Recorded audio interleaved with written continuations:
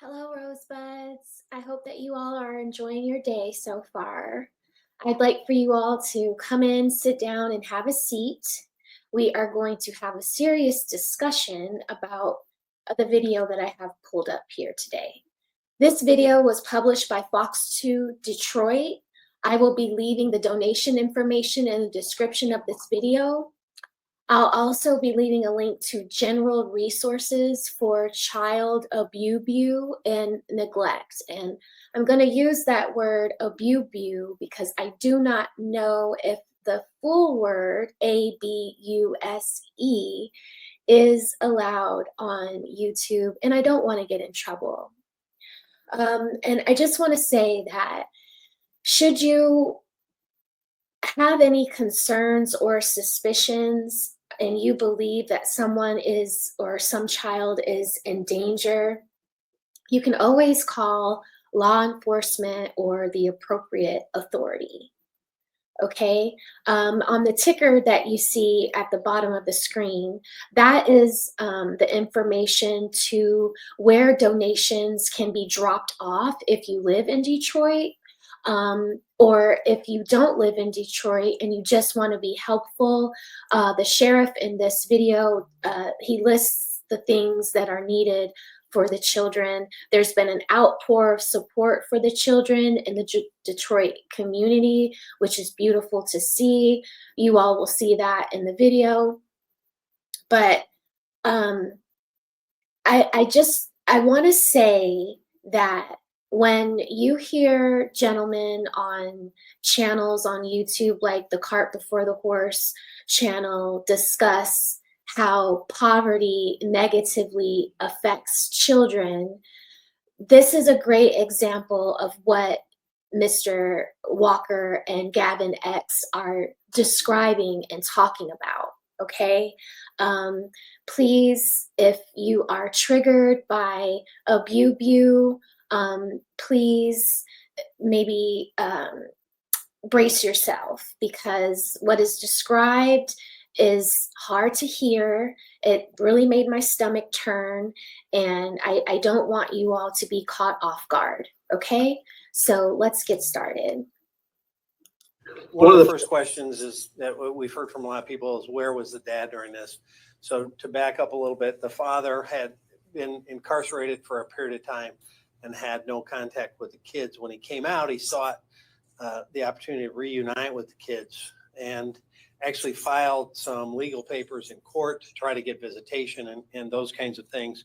A consent agreement was arrived at in 2022, but the mother still would not allow him to see the kids. So that's what we've learned so far, at least preliminarily. We're going to go back and double check all these timelines and that kind of information. So he, in essence, had lost contact with the kids. And that's where that stood. So we've had questions about that. The other questions that we've had was, who were the other people potentially dropping food at the house other than the mother? So far, again, the investigation is pretty layered and complex, given that it's going over years. But it appears that those are companies like an Instacart or a DoorDash, things like that. So, so far, none of the people that were coming to the house had any awareness that there were kids inside or the situation in which they were delivering to. Obviously, the question was somebody dropping food off knowing there's kids there? No information at this point leads us to believe that. The kids were forensically interviewed with our partners at Care House. They've already been seen once at McLaren. We intend to have them at a much more detailed, both physical and mental health kind of checkup, if you will. That will happen hopefully this week. When our detectives saw them at their interview at Care House, they were already making amazing progress, having had some tender love, having had some supportive care, having been put in new clothing and some basic hygiene. The one detective said that the little girl was talking quite a bit. So that's super exciting to see that happening. And as it relates to being in the house, The only one of the three that ever came out was the young boy, and he came out twice. Once because he wanted to feel the grass, which by itself is heartbreaking, and a second time to check the mail. So you wouldn't do this to an animal, let alone your child. So, just to hear that he came out to touch the grass is just crushing, soul crushing on so many levels. As it relates to the house, we have obviously released pictures. I'll get my technical expert up. You've already seen some of these pictures. I rolled that little mouse, but it didn't want to cooperate. So inside of the home, as I had mentioned with these pictures, trash was piled, in some places 3 and 4 foot high. Everything was covered with feces and trash. The toilet had become non-functional, and the bathtub was filled with feces. That's the kind of situation these poor kids had been living in for years, not just hours or days, for years. And so when you have the complete lack of hygiene, a complete breakdown of basic living conditions that they were subjected to. And to get a little deeper into that, detectives have narrowed down the initial abandonment they believe to be somewhere in the spring to summer of 2020. Obviously, COVID played a little part in the disconnect potentially with schools and school communications. In 2020, the mother dropped off some trash bags, gloves, and Febreze, and that was about the last thing related to hygiene. 2020, in the height of COVID. Okay. Towards the end, the children apparently were getting a loaf of bread dropped off that was intended to last 3 to 4 days. So, obviously, on so many levels, the conditions are horrendous and the situation terrible. So what we're trying to do in the meantime, and as it relates specifically to the case, the preliminary report has been turned over to the prosecutor. We're adding some more stuff for them. They're in the process of determination. When I heard about this, I called her on the weekend and let it know it was coming, and she has her staff queued up, and they're in that process.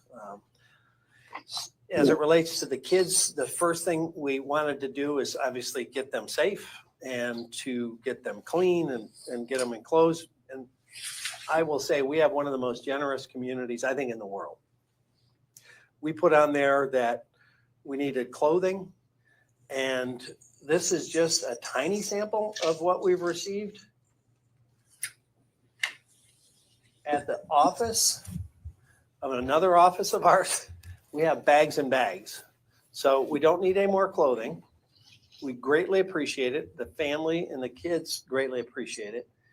And so we're kind of pivoting now to financial support. And we have put up a link, if you will, to the charity Mission Oakland, and 100% of it will go to the kids.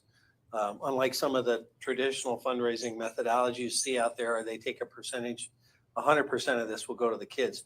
What I am asking is, again, our generous viewers and listeners out there and readers, we're looking for a law firm that would set up a trust fund so that we can take 100% of what we receive in donations for these kids and put it in a trust that can be administered, that can take care of maybe their medical bills, mental health visits, and if there's any overage, maybe set some money aside for their future education. This can be a long-term situation, and so we'd like. Okay, so that was the crux of it, right? The fate of this woman is now in the hands of the prosecutor in Michigan, and they're going to determine whether or not to charge this 34-year-old woman at the center of this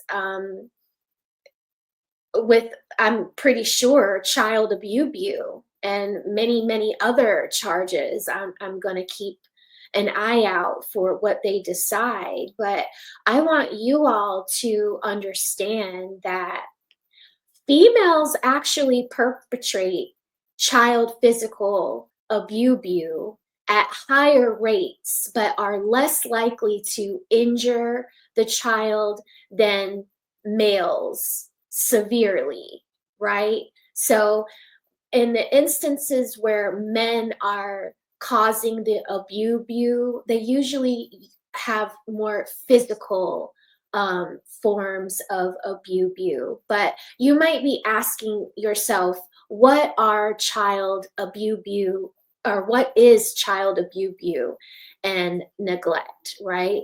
So it's all types of abuse and neglect of a child under 18 by a parent, a caregiver, or another person in a custodial role of the child. And there are 4 common types of abuse and neglect. There's the physical abuse, is basically the intentional use of physical force that can result in bodily injury, right? So that includes hitting, kicking, shaking, or other shows of force against a child, right? Then there's the sexual aspect of abuse, which refers to any completed or attempted sexual act or sexual contact with a child by a caregiver. These examples include fondling, penetration, and exposing a child to other sexual activities. Then there's emotional abuse, which refers to behaviors that harm a child's self-worth or emotional well-being. And examples include name calling, shaming, rejecting, and withholding love. Okay. And then the final one, which is what I feel will be one of the main charges of this woman, is neglect. And that is basically failing to meet a child's basic physical and emotional needs. These needs include housing, food, clothing, education, and access to medical care, and feeling validated and appropriately responded to. Goodness, okay. And then just some quick stats and facts about child abuse. So child abuse and neglect are actually pretty common here in the States. At least 1 in 7 children experience child abuse or neglect, or have experienced child abuse and neglect in the past year here in the United States. And like Gavin X says on many weekends on the Regal Rumble, children living in poverty experience more abuse and neglect. Okay, experiencing poverty can place a lot of stress on families, which may increase the risk for child abuse and neglect. Rates of child abuse and neglect are 5 times higher for children in families with low socioeconomic status compared to families with a higher socioeconomic status. And child maltreatment is actually pretty costly in the United States. The total lifetime economic burden associated with child abuse and neglect is about $592 billion. And that was reported back in 2018. Okay, so just think about how much it has increased since COVID, since she left her children. Okay, and so you're like, Raquel, how can it cost $592 billion to take care of children that are affected by child abuse and neglect? Well, here is the breakdown. So the immediate costs that go into this type of situation, number 1 is the investigation. Somebody has to figure out what the hell was going on with this woman and how long these children had experienced the neglect and the abuse. Okay, so the costs associated with investigating reports of suspected neglect include personal time and these officers' resources, the resources of the community of Detroit. Then foster care. Expenses related to placing children in foster homes, including financial support for foster families, caseworkers, and court proceedings. These are fees included in that $592 billion. The medical treatment of these children is also calculated within this $592 billion. And then it's the long-term cost, special education, juvenile and adult crime. You got chronic health problems that come from the neglect, right? Increasing healthcare costs throughout a person's lifetime, the loss of productivity, welfare costs, child welfare costs go up. The criminal justice costs go up because now these children are going to grow up, and what do they say about abuse? That it's passed down generation of generation, right? And then also the loss of productivity, reduce educational attainment, which these children have obviously had because they haven't been in school in all these years since she's abandoned them, where in 2025, she left them in 2020. Okay, so it's just so gut-wrenching that some 34-year-old woman with 3 children, okay, and how old were the children? They were 12, 13, and the young man, the young boy who went out to touch grass and check the mail, he was 15, okay? So it's just gut-wrenching. I'm gonna let this play on a little bit more before I talk to you all about the risk factors of, or the risk factors for the perpetrator. Like, what can we look for when, or what should we be looking for when these kinds of things happen, or to prevent these kind of things from happening? Like to be able to kind of hand the baton to a trust fund that will manage it in a way that makes sure it's just the kids. Not suggesting anybody else would do anything with it, but we're looking for a mechanism where we can hand this off. So if there's a firm out there that would like to set up a trust fund for these kids, then we'll deposit any receipts that we have in a very short period of time. I think we've already got the $15,000 to $20,000 in on our donations. So we're gonna, obviously have some real dollars to be able to give these kids, but that won't make up for the 3-4 years that they've been subjected to these conditions. I've said this more than once, but you see those videos of animals in just terrible conditions on commercials, and it pulls at your heartstrings. Imagine maybe by 10 living in what we showed you, and then play it out over years, not days or weeks. So it's hard to wrap your head around this one. So there's going to be a lot of long-term, I think, mental health and educational needs and things that we want to try to help with the family to get to that point. The other thing I'd like to mention, So remember those costs that I just talked about, that mental health is a long-term effect of their mental health is going to have to constantly be tended to because of this extreme abuse that they've received. family is asking, apparently, some of the folks that are now involved with the kids that didn't know, that's another question we've asked.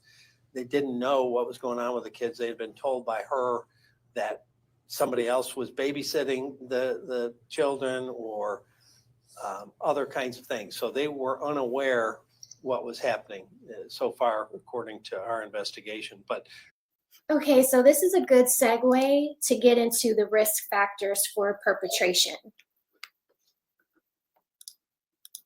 Okay, so Here we go with the risk factors for perpetration. So, individual risk factors include caregivers with drug or alcohol issues, caregivers with mental health issues, including depression, caregivers who don't understand children's needs or development, caregivers who were abused or neglected as children, caregivers who are young or single parents or parents with many children. I believe she's 34 and her oldest is 15. So what, she started having babies at 19 years old. She was a young mother, unmarried, right? Caregivers with low education or income, they haven't spoken to that, but I'm pretty sure that will come out later in the investigation. Caregivers experiencing high levels of parenting stress or economic stress. Now, in her situation, her baby's father was locked up at the time where she abandoned the children. Caregivers in the home who are not a biological parent. Caregivers with attitudes accepting of or justifying violence or aggression. Okay, and now we're going to talk about relationship family risk factors, because you just heard him speak about the family. The family says they didn't know, but let's listen. Let me tell you what these risk factors for families are.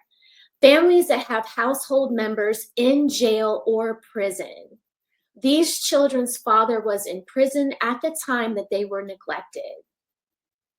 Families that are isolated from and not connected to other people, extended family, friends, neighbors, okay? Family experiencing other types of violence, including relationship violence. Families with high conflict and negative communication styles. Now let's talk about community risk factors, because the community of Detroit is brought into question, right? He talked about schools. He talked about the community, the neighbors around them, right? People wanted to know who the heck was dropping food off at these children once a week and not checking on them. Well, it was like DoorDash or Instacart, he said. But the community risk factors are communities with high rates of violence and crime. I'm not exactly sure the crime and violence rate in that community, so I can't speak on that.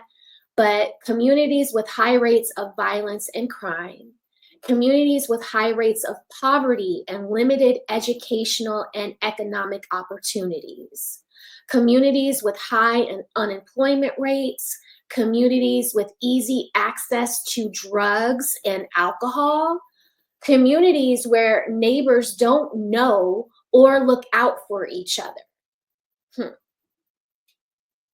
Communities where there is low community involvement among residents. Communities with few community activities for young people. Communities with unstable housing and where residents move frequently. And communities where families frequently experience food insecurity. Okay? So I'm going to stop talking and let the sheriff pick back up where we left off. What they're asking is they feel like they're being hounded by media outlets.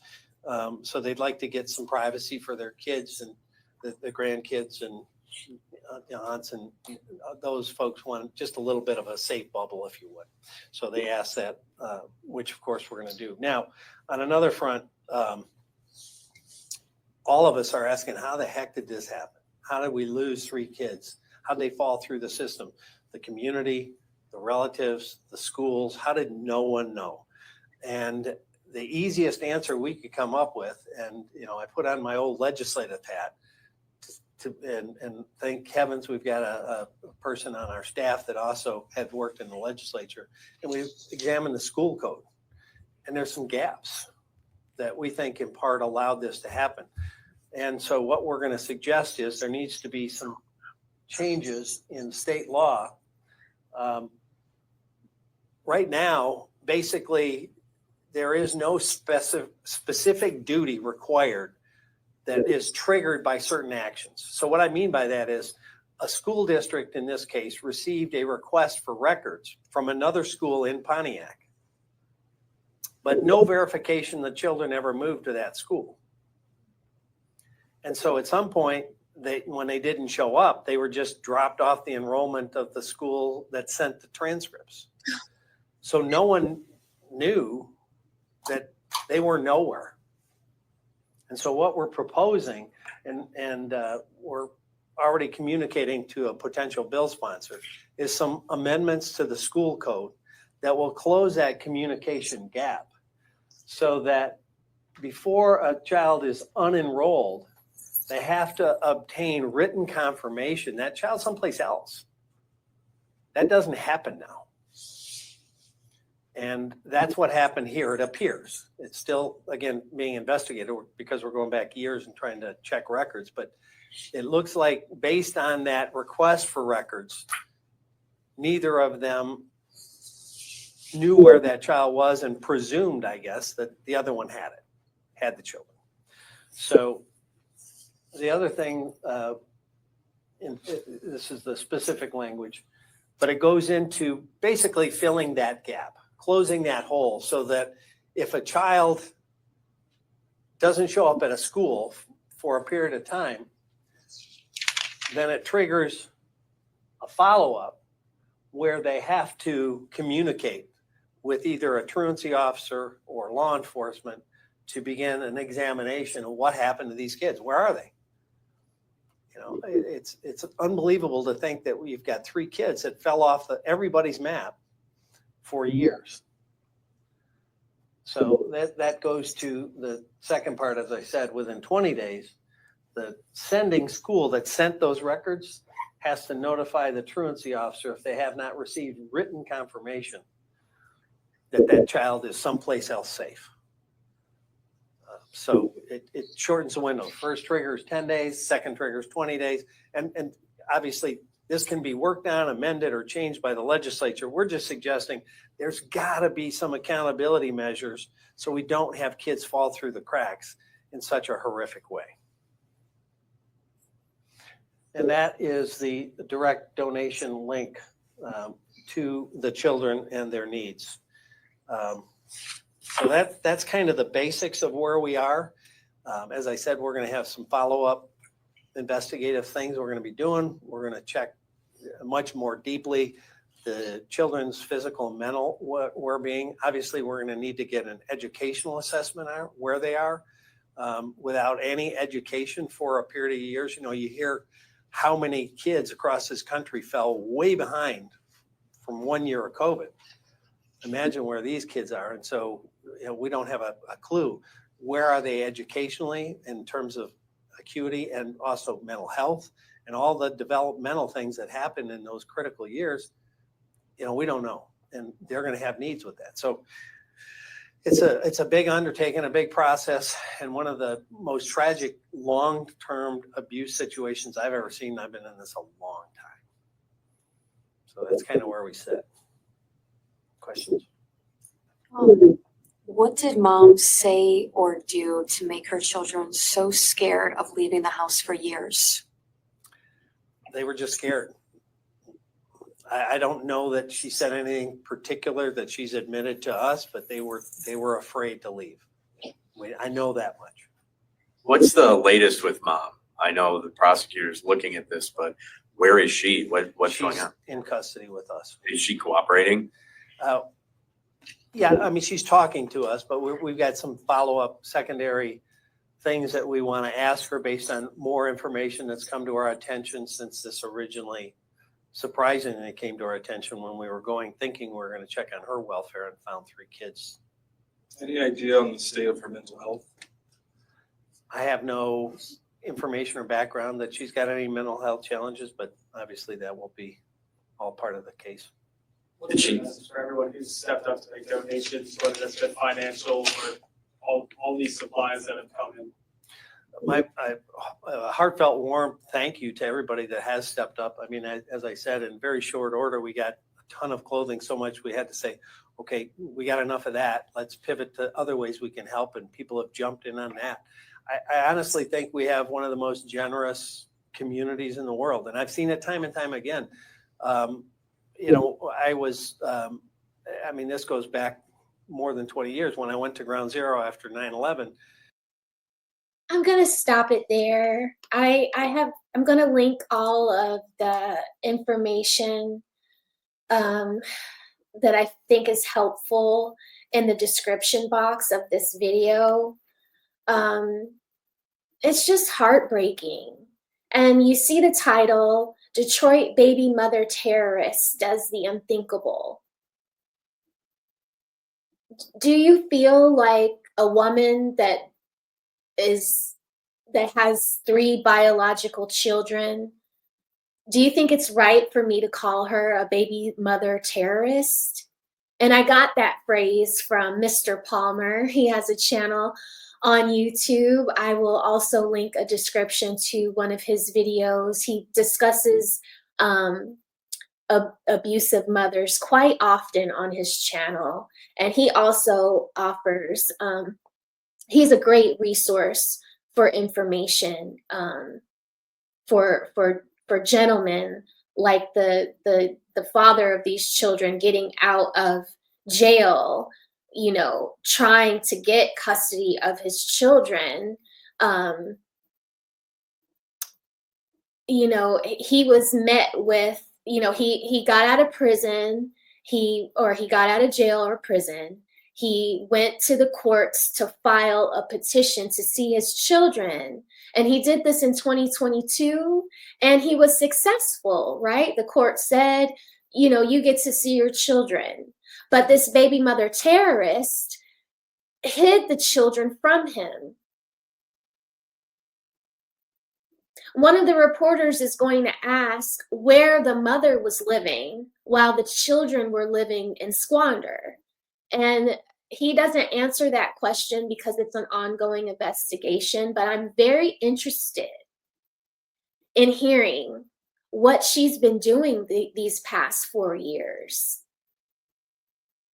While her children haven't been educated, haven't been properly fed, I doubt they went to go to see the doctor in 4 years. They didn't even have tissue, guys. They were living in poop and mold and trash. The baby girls were sleeping on pizza boxes. The girls were 12 and 13.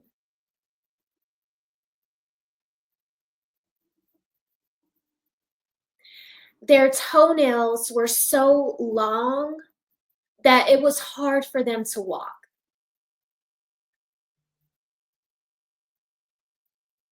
That's why I call her a baby mother terrorist, and I stand on that. I stand on it.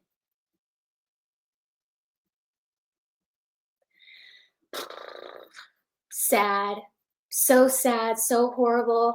I pray for these children that they land somewhere safely, that they get all the help that they need. I'm definitely going to be donating. Yeah, I'm going to send some money in. I'll get the link to where you can donate to, and I'll put that in the description box for you all. Love your kids. Check on your nephews and your nieces if you haven't heard from them in a long time. Don't let people tell you that, you know, oh, your nephew's with their grandma. If you hear that 5, 6, 7 times in a row when you call to check on your nieces or nephews or grandchildren, if you hear that, to me, that's a red flag. Why aren't you having my grandchildren or my nieces and nephews call me back after I've called to check on them? That's just me personally, you know? Why haven't I seen my grandkids? Why haven't I seen my nephew, my niece? You know?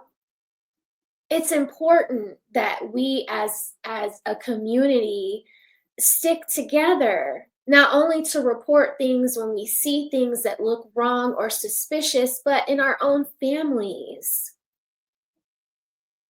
For 4 years, everybody has failed these 3 children, from the school district to the neighbors to their extended family, and most importantly, their mother, their trifling mother.